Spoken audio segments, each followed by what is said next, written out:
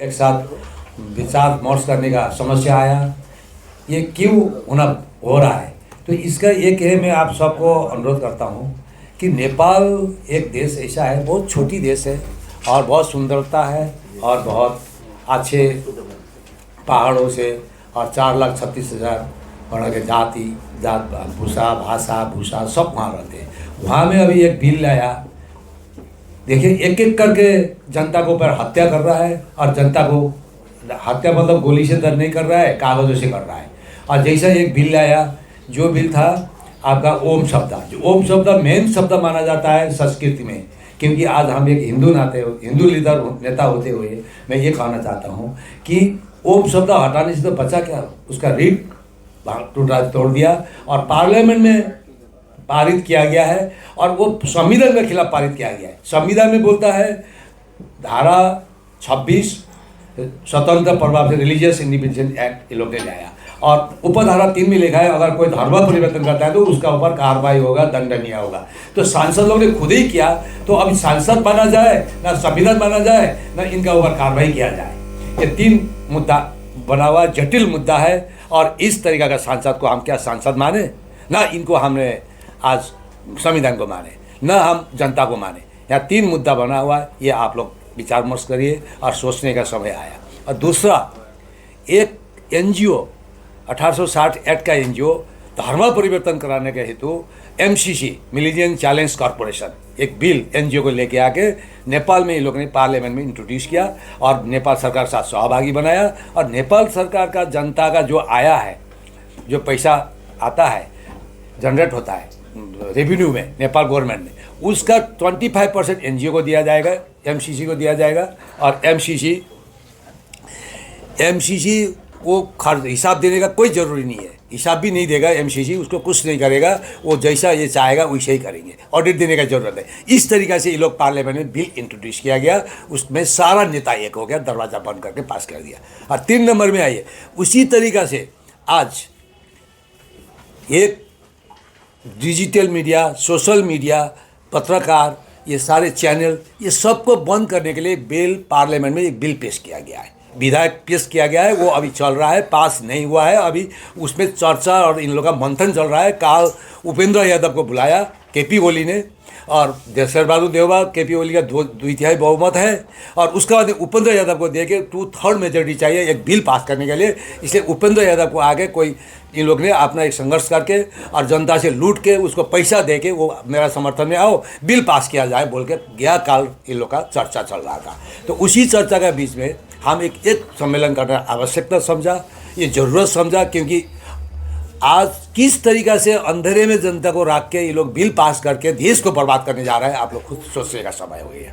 तो इसीलिए ये बिल रोकने के लिए हमने यहाँ एक प्रेस कॉन्फ्रेंस किया, आप लोग का सहायता विचार आवश्यकता है, आप लोग का मदद की आवश्यकता है, और आप लोग इसको आगे तक पहुँचाने के लिए काम करेंगे, ये मेरा विश्वास है। और मैं जानता हूँ कि इसको आगे आप लोग ले जाएंगे, क्योंकि जिस तरीके से ये लोग प्रहार करते जा रहा है, एक से दूसरा तेसरा, तो इस तरीके से तो देश नहीं बचेगा। ना नेपाल नाम जुड़ा हुआ है संस्कृत से। समुद्रगुप्त मौर्य जब फर्स्ट राजदूत हिंदुत्व का बने थे, उन्होंने एक वेद में लिख के गया, नेपाल एक संस्कृति नाम है, नेपाल नाम नहीं मिटा सकते हैं।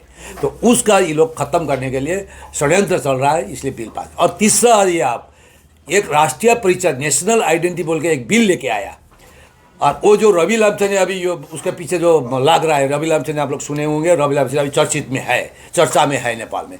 उसने क्या किया है, 1200 करोड़ में डोनाल्ड ट्रम्प ये जो बाइडेन से कॉन्टैक्ट लिया, उसके बाद में उसको नेपाल में इंट्रोड्यूस करना है। 31 मार्च तक इसको पूरा इम्प्लीमेंट करके सबको, जैसे ओम शब्द हटाया, अब हिंदुत्व का इम्पोर्टेंट ख़त्म कर दिया, और उसको लेके आएगा अभी जिसका सिटीजनशिप है, जिसका ऑल नागरिक है, ऑल आइडेंटिटी है, और डिपार्टमेंट का आइडेंटिटी, उसका बावजूद एक नेशनल आइडेंटिटी बोल के एक बिल लाया, और 16 करोड़ रुपया कमर्शियल बैंक नेपाल से लोन लिया। 1200 करोड़ रुपया जो बाइडेन ने दिया डॉलर में, जैसे MCC में दिया 55,000 करोड़ रुपया देके MCC पास किया घूस खा के। तो इसमें भी ये लोग ऐसा घूस लेकर उसको पास करने के लिए बिल इंट्रोड्यूस किया और उसको ज़बरदस्त इम्प्लीमेंट करने के लिए डिस्ट्रिक्ट में डिस्ट्रिक्ट एडमिनिस्ट्रेटर को दिया है कि जब अगर नेशनल आइडेंटिटी नहीं रहेगा तो यहाँ रहने नहीं सकेगा। तो इस तरीक़े से लोग फोर्सफुली जनता को दबाकर, जनता को डराकर, जनता को धमकाकर इस तरीके से ये लोग आइडेंटिटी कार्ड बना रहे हैं। और उसमें क्या क्या कंडीशन है, जो शादीशुदा हुआ हमारा देवियाँ है, माताएं हैं, सब जो भी है, बहन है, उनका सिंदूर नहीं लगा सकते जब फोटो खींचेंगे आइडेंटिटी का। 1 नंबर कंडीशन।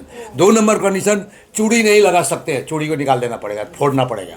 3 नंबर, मंगलसूत्र उतारना पड़ेगा। 4 नंबर, तिलक नहीं लगा पाएंगे। 5 नंबर, पेंट शर्ट पहन के, साड़ी ये तो ड्रेस तो पोशाक तो छोड़िए, पेंट और शर्ट पहन के फोटो खिंचाना पड़ेगा। वो बनेगा राष्ट्रीय परिचय पत्र महिला के लिए। और पुरुष के लिए टोपी नहीं, ऐसे टोपी नहीं लगा सकता, ये तो राष्ट्रीय पोशाक है। और राष्ट्रीय पोशाक ड्रेस नहीं पहन सकता है, तो वो भी पेंट शर्ट में ही बिना तिलक ये खींचना पड़ेगा। तो ये कराने वाला रवि का अगुवाई में जब गृह मंत्री बना थोड़ा दिन के लिए, उसने 1200 करोड़ में ठेका लेके ये काम कराया इन लोग के साथ। और जनता को बोला क्या, ये तो पहले कांग्रेस एमएलए पास कर चुका था, इसलिए मैंने छोड़ दिया, वो मैं नहीं देखूंगा। देखिए, जहाँ पैसा लेना होगा इस तरीके से जनता को बोल रहा था, और उधर में बोलता है इन लोग को मैं पास कर दूंगा। तो इस तरीका दोखलापंथी, इस तरीका का दोहरा चाल, इस तरीका का जनता का ऊपर हत्या, डायरेक्ट हत्या है, इनडायरेक्ट हत्या है। यहाँ डायरेक्ट भी कर रहे हैं, इनडायरेक्ट भी कर रहे हैं। जो सड़क में आएंगे उनको डायरेक्ट हत्या कर रहा है, और इनडायरेक्ट कर रहे हैं, कागज में कर रहे हैं। तो कैसा देश बचेगा? न नेशनलिज्म रहेगा, न सिक्युलरिज्म रहेगा, न सिक्योरिटी रहेगा, न आइडेंटिटी रहेगा, न आपका सर्वाइवल रहेगा। कोई आदमी सर्वाइव कर पाएगा? और 1 साल में 20 लाख युवा बाहर विदेश जा रहे हैं। भारत में हमें 18 लाख नेपाली है, दिल्ली में ये काम करते हैं, BA में पास है, काम नहीं है, वेटर करेंगे, कुछ करेंगे, कुछ करेंगे। इस तरीका का ये माहौल बना हुआ है। आज 2021 की जनगणना के अनुसार 81.90% जो है वो हिंदू है वहाँ पर। हाँ जी। फिर भी वहाँ पर जो है उनके साथ इतना अत्याचार हो रहा है, क्या कारण है सर? ऐसा है, नेपाल में 81, आज प्रचंड नाम बदले, ये डोमिनिक बन गया। उसने अपना क्रिश्चियन नाम रखे ना, ईसाई नाम रखे, डोमिनिक मैथ्यूस क्या है उसका, वो हिंदू नहीं रहा। प्रचंड नाम से हिंदू नहीं माना जाएगा। KP ओली बदला नहीं है, लेकिन वो भ्रष्ट कर रहा है, दबाव कर रहा है, देश बर्बाद कर रहा है, लेकिन नाम नहीं बदला उसने, वो अभी वो है उसी में। और शेरबहादुर देवरा बदल चुका है, बाबूराम भट्टराई बदल चुका है, वो कैथोलिक है। वो यहाँ में मारिया, सिस्टर मारिया से हरियाणा में आके उसने बपतिस्मा लिया, ग्रहण किया। तो उसके बाद में उपेंद्र यादव बदल चुका है। वहाँ में 20 सांसद ऐसा सांसद है, पास्टर है, पास्टर के रूम का एकनाथ ढकाल पास्टर है। आप लोग देखिए, संस्कार के सांसद है, अभी पास्टर है वो, कोरिया का। तो इस तरीके से लोग नाम नहीं बदलता है। और स्वर्णिम मोहंगले जो अभी नया पार्टी में आया, उसका बीवी भी क्रिश्चियन है और अमेरिका की है, और उसको लेके आ गया नेपाल में राजनीति करके, नेपाल को बर्बाद करने के लिए उस लेके आके उसने बीवी को पास्टर बनाया। वो yes sir, you himself a member of a senior member of the council, so that, and you were the founder president of Nepal Rashtra Sthapana Manch. Now what is your challenge? Yes, challenge is just in front of you, just share us. What is your future plan? What you want India? What you want, and how you will manage the discrimination between the Nepali government and the Hinduism? Whatever is going on over there, what is your stand? किसके support में आप? Opposition के support में है कि government के support में? नेपाल में कोई अपोजिशन नहीं है, सब एक हो जाता है, उसका बात तो खत्म। Let's go the please answer. Yes, there is no opposition. So all are on. What is your agenda? My What agenda is is- Manch agenda. Internationally, in the favor of Nepalism, you are going to save on a save mode. So what is your stand? What do you want to Indian government? What do you want to the international developing countries like America, Britain, France, and others?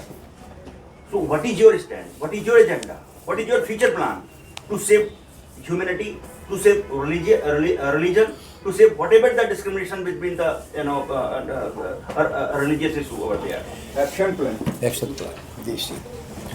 Sir, I have indicated 6 charter points in this memorandum, which is I am going to give to Honorable Prime Minister, Honorable Excellency Presidents, and Honorable Home Ministers, and Honorable Chief Minister Uttar Pradesh Sarkar, Honorable Chief Minister Assam Sarkar, Honorable Chief Minister Uttarakhand Sarkar, Honorable Chief Minister Madhya Pradesh, and these are the That's why I have already prepared. That's out of this memorandum, 6 agendas are there. Number 1 agenda regarding MCC, my agenda, because MCC is the main backbone to conversion of the religions from Hindu to Christian at Nepal, which was passed introducing the bill. This is one of the INGO, international non-government organizations, how they have been implemented there and how they have been introduced in the Nepal government by himself as a partner. This is one of the Lukana for the country and one of the dangerous, they are putting in the dangerous position for the country. That's why I want to draw on that. Number 2 agenda, in the name of national identity, they are changing, opening all the ornaments, sindoors, Mangal Sutra, whatever for women, and our cap, our dress, we cannot do. Like a Christian, we have to take the photographs and they will make the identity. That identity card only will be valid, not other than that. That means citizenship finished. Government identity card vanished. Everything has been vanished by the Nepal government. That's why I want to be intervene that it should not be implemented at Nepal, that this national identity. Number 3 agenda, they have passed, if they are parliamentary, and if according to now questions has been a very big issue for the country, whether we'll accept parliamentarian or we'll accept constitution of Nepal. That is a 2 questions. How will take up the issue? That is the confusion in mode. Now we have to send the jail all the parliament of Nepal who has introduced the bill according to provisions of the constitution of Nepal. Article 26, subsection 3 is implemented, applicable for to them to put the jail. That is the provision. Otherwise, if we will not respect to the constitution of Nepal, then general public will respect to the politician. Question does not arise. We should throw out them through the constitution if it is implemented really according to provisions of the democratic process. Then they should be suspended with the provisions of Article 26, subsection 3, which is applicable and which is written in the constitution of Nepal. That is my question. Number 4. Now, 26 ministers, cabinet ministers, led by KP Oli, corrupted leader, gone to the China and made the one agreement. And no one go and will go and sign there in the other country agreement between whatever agreement made between 2 countries. That's why such things they have done. 26 ministers gone, they have made the agreements and make the development of the roads, development of the tunnels. This agreement has been made by this KP Oli last couple of days. That is one of the great issue and great questions of security for the country, security for the religious, security for the survival of the youth of the Nepal. That is my question.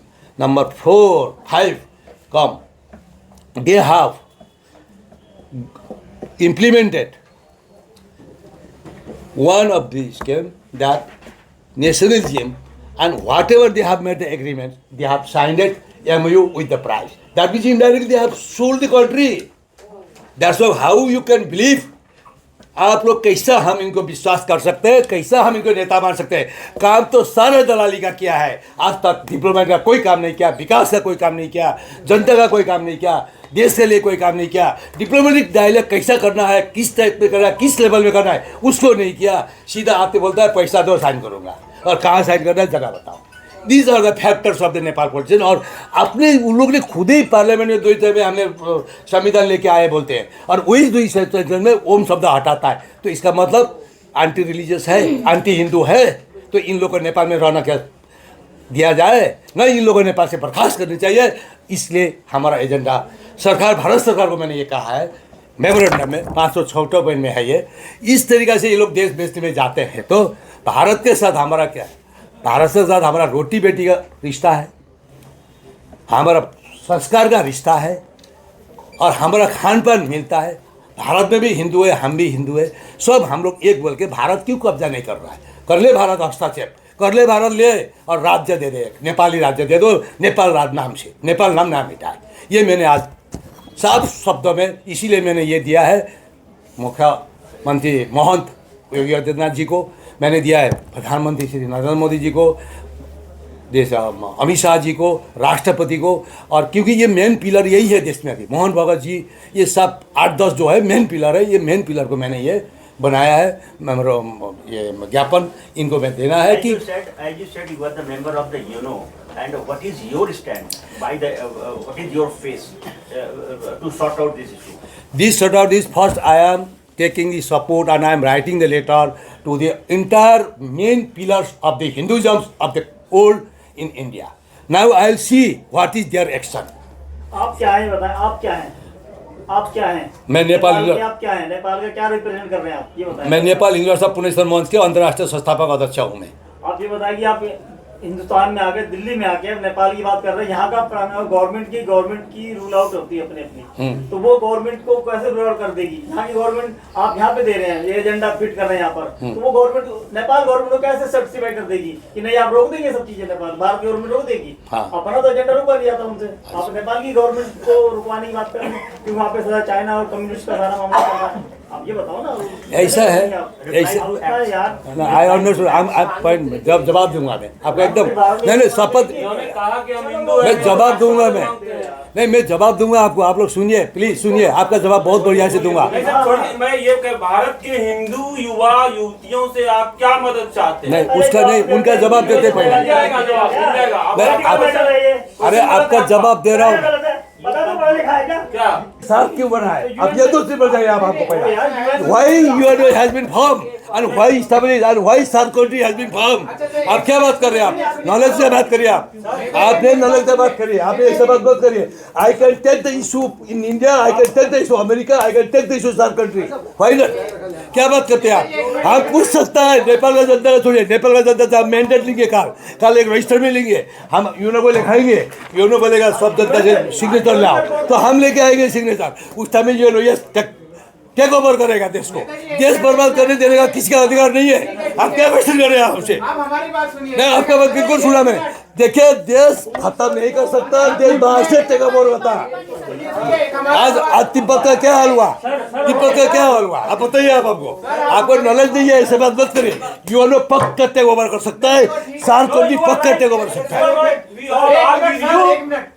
Support you and everything which we will possible by we will do it for you. ना UNO take over कर सकता है, India take over सकता है। अगर देश बर्बाद हो रहा है तो टेक ओवर करना, जनता को रक्षा करना, बाकी पॉलिसी आवश्यकता है अकॉर्डिंग टू दो। हाँ, पॉलिसी पे बताता हूँ आर्टिकल अभी आप लोग को।